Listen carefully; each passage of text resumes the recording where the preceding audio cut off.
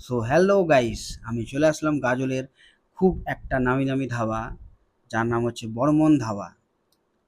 খুব নাম শুনেছি, তো আজকে চলে আসলাম খাওয়ার জন্য। তো যাই দেখে আসছি। হ্যালো প্রিয়া,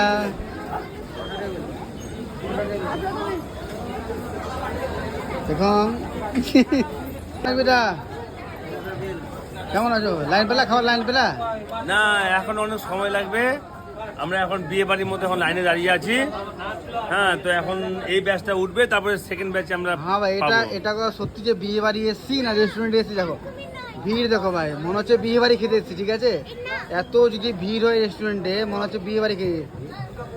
দেখছো ভিড়, দেখছো ভাই, ভিড় দেখছো, সে ভিড় ভাই।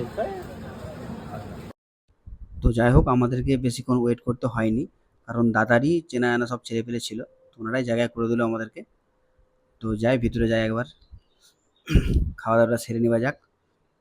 দেখো ভাই, দেখো ভিতরের পরিবেশটা দেখো, মনে হবে এটা কোনো ধাবা, মনে হবে বিয়ে বাড়ির গেটে অনেকক্ষণ দাঁড়িয়ে থাকার পর লাইনটা পাওয়া গেল খাবারের।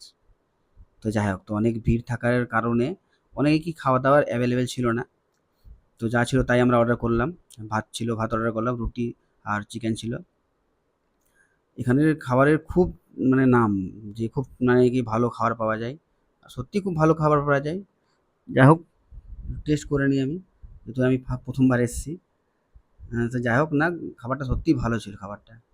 মানে টেস্টটা একটু অন্যরকম, খুবই সুন্দর টেস্টটা। তোমরা চাইলে অবশ্যই এখানে এসে খাবারের টেস্টগুলো ট্রাই করতে পারো। আর একটা কথা বলি যে একটু তাড়াতাড়ি আসবে, ঠিক আছে? কারণ আমাদের যেতে অনেকটাই দেরি হয়ে গেছিলো, তাই খাওয়া দাওয়া অ্যাভেলেবেল ছিল না। তো তোমাদের যদি ভালো লাগে তো অবশ্যই এসো।